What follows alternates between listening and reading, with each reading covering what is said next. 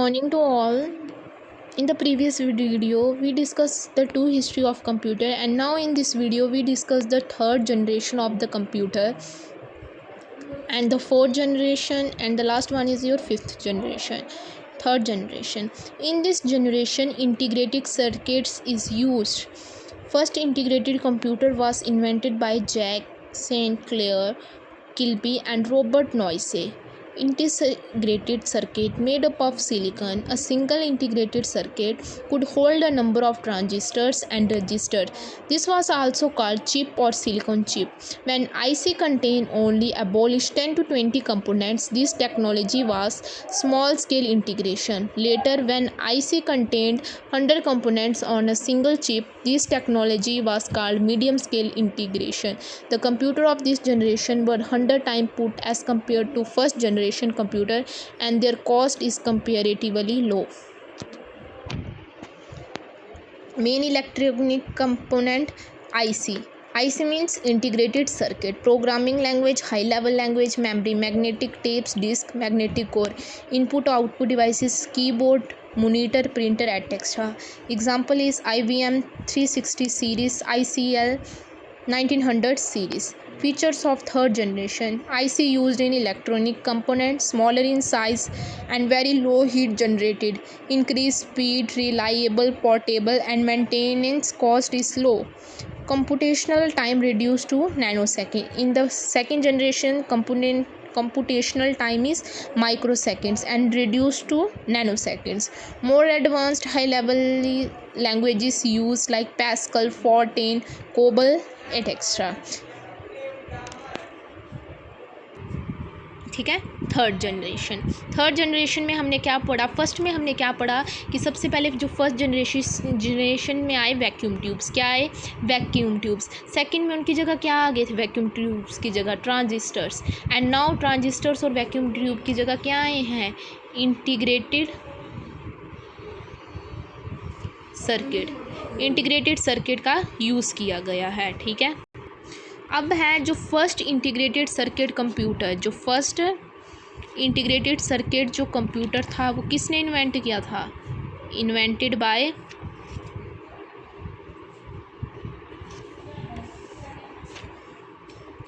Bye Jack S Clair Kilby and Robert Noyce. Okay, ये था किसने इन्वेंट किया था? Invented by Jack Saint Clair Kilby and Robert Noyce. ठीक है। ये जो इंटीग्रेटेड सर्किट है किसके बने होते हैं? Made of silicon. किसके बने होते हैं? सिलिकन के बने होते हैं। इन्हें हम क्या बोलते हैं? चिप और सिलिकन चिप। इंटीग्रेटेड सर्किट को हम क्या बोलते हैं? चिप और सिलिकन चिप बोलते हैं। जब क्या बोलता है? जब इंटीग्रेटेड सर्किट जो है वो कंटेन करता है, when integrated circuit contain 10 to 20 components. ठीक है। तो दिस टेक्नोलॉजी, ये जो टेक्नोलॉजी है उसे हम बोलेंगे स्मॉल स्केल इंटीग्रेशन। क्या बोलेंगे? Small scale integration. ओके। और लेटर, और बाद में जब आईसी ने क्या किया था? इंटीग्रेटेड सर्किट ने कंटेन किए थे 100 कंपोनेंट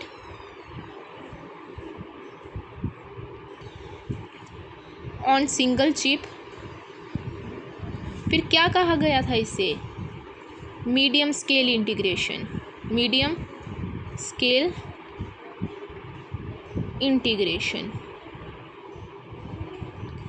ये जो क्या था, इसकी जो कॉस्ट थी किसकी? थर्ड जनरेशन कंप्यूटर की, वो लो थी एज़ कम्पेयर टू फर्स्ट और सेकंड जनरेशन कंप्यूटर। इसमें हमारी एग्जांपल आएगी IBM,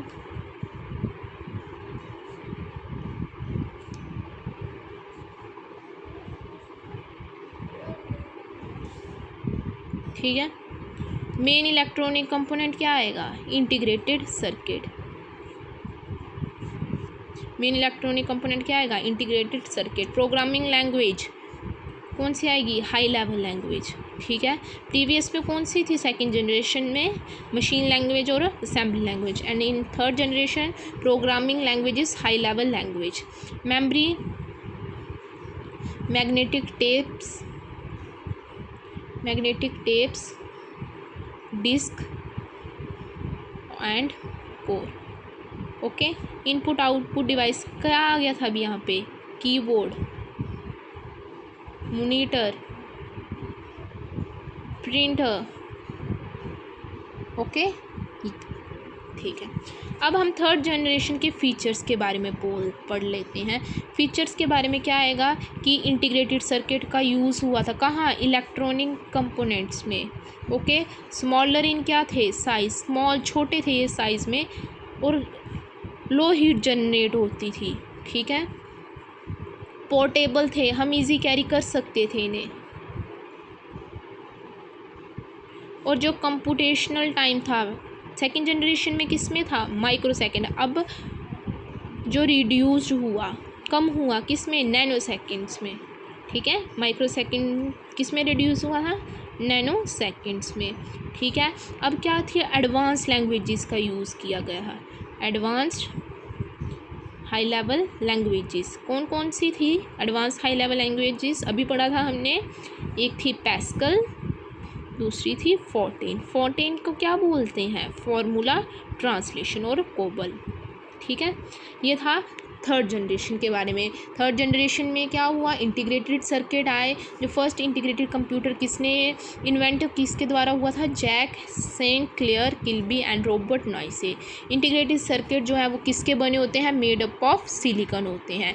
इन्हें इंटीग्रेटेड सर्किट को हम चिप और सिलिकॉन चिप भी बोलते हैं। जब जो इंटीग्रेटेड सर्किट है वो कंटेन करता है एबॉलिश 10 to 20 कंपोनेंट्स, तब इस टेक्नोलॉजी को हम क्या बोलते हैं? Small scale integration. But later जब इंटीग्रेटेड सर्किट ने कंटेन किए थे 100 component on a single chip, तब इसे क्या कहा गया था? जनरेशन को मीडियम स्केल इंटीग्रेशन। ओके। फिर IBM 360 सीरीज़, ICL 1900 सीरीज़, ये क्या है? इसके एग्जाम्पल है। और मेन इलेक्ट्रॉनिक कंपोनेंट क्या आएगा? Integrated circuit. Programming language high level languages का यूज़ किया गया था। कौन कौन सी थी? Pascal, Fortran, COBOL. ठीक है। मेमोरी कौन थी? Magnetic tapes, disk and cores. Input output devices keyboard, monitor, printer etcetera. Features की बात करें कि इंटीग्रेटेड सर्किट का यूज़ किया गया था इलेक्ट्रॉनिक कंपोनेंट में। ये स्मॉल इन साइज थे, लो हीट जनरेट करते थे, पोर्टेबल थे, मतलब ईजी टू कैरी थे, और जो कंप्यूटेशनल टाइम था वो रिड्यूस टू हो गया नैनो सेकेंड। सेकेंड जनरेशन में था माइक्रो सेकेंड से रिड्यूस हुआ नैनो सेकेंड में। और एडवांस्ड हाई लेवल लैंग्वेजेस कौन सी थी? अब हमने यहाँ पढ़ा ना प्रोग्रामिंग लैंग्वेज में हाई लेवल लैंग्वेज का यूज़ किया गया था, वो थी पैस्कल, फोर्टेन, कोबल एक्सेट्रा। तो ये थी about third generation of computer. Next is your fourth generation. The time period is 1975 to 2000 की जो the further development of IC opened the door for the development of this generation compute very large scale integrated circuit, a chip containing million of transistors and other circuit elements. So the size is very small for this generation computer. These computer using circuit are called microcomputers. In 1961 IBM manufactured a personal computer, and after that computers were installed almost at all organizations, school, colleges, factories and office. For example, Intel 400, Apple first and second Macintosh. Main electronic component VLSI and microprocessor. Programming language high level language. Memory, RAM, ROM. Input output devices keyboard, monitor, printer etc. Features. VLSI is the circuitry used, small in size, reliable and much faster as compared to previous generation. Heat generated is maximum, no air conditioning required, easy portable due to small size, cheapest among all generation. Next is about your fourth generation. Fourth generation में क्या हुआ कि जो development, third generation में हमने क्या पढ़ा कि डेवलपमेंट हुई है आईसी मींस इंटीग्रेटेड सर्किट की। इसने क्या किया फोर्थ जनरेशन में? Open the door for the development of this generation. IC open the door for the development of fourth generation कि this generation computer use very large scale integrated circuit, VLSI। The full form of VLSI, very large scale integrated circuits. ठीक है, इसमें क्या था, हमने पढ़ा ना उसे चिप और सिलिकॉन चिप बोलते हैं। इसमें जो चिप थी वो कंटेन करती थी कंटेनिंग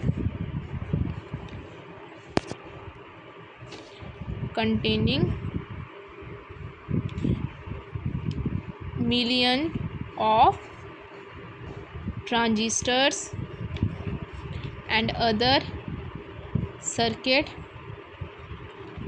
एलिमेंट्स। ठीक है, जो साइज़ था इन कंप्यूटर का वो स्मॉल साइज़ था। ठीक है, कि स्मॉल साइज़ था। ये जो कंप्यूटर थी, ये जो यूज़ करती थी सर्किट एलिमेंट्स को, इन्हें हम क्या बोलते थे, माइक्रो कंप्यूटर कहा गया था। ठीक है, फिर कहा गया था कि 1961 में कि जो IBM है उन्होंने मैन्युफैक्चर्ड किया था पर्सनल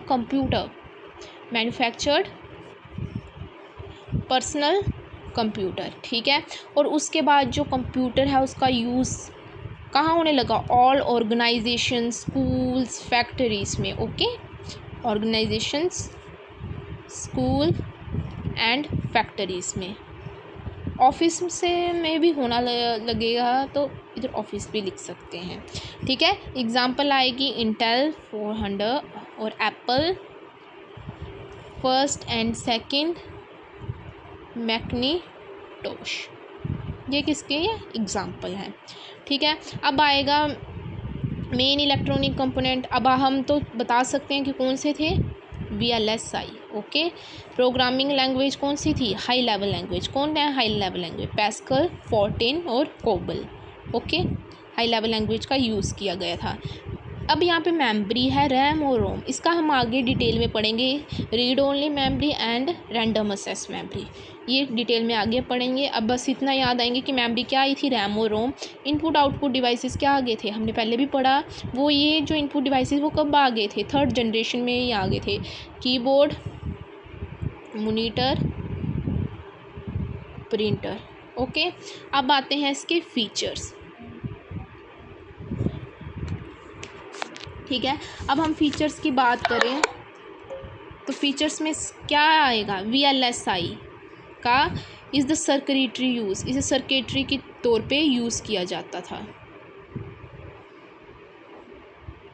ठीक है, स्मॉल इन साइज़ होते थे, स्मॉल इन साइज़, फास्टर थे as compare to previous generation. जो हीट जनरेट थी वो क्या करते थे, मैक्सिमम हीट जनरेटेड होती, हीट जनरेटेड इज़ मैक्सिमम। अब इनमें क्या थी, no air conditioning required. Okay, no air conditioning required, की एयर कंडीशनिंग की कोई ज़रूरत नहीं पड़ती थी। ठीक है, थर्ड जनरेशन तक एयर कंडीशनिंग की रिक्वायर्ड हुई थी। ईजी पोर्टेबल थे, मतलब हम कहीं भी इन्हें कैरी कर सकते थे। क्यों कर सकते थे, due to small size. Easy portable due to small size. Cheapest क्या होता है, सस्ता, चीपेस्ट अमंग ऑल जनरेशन।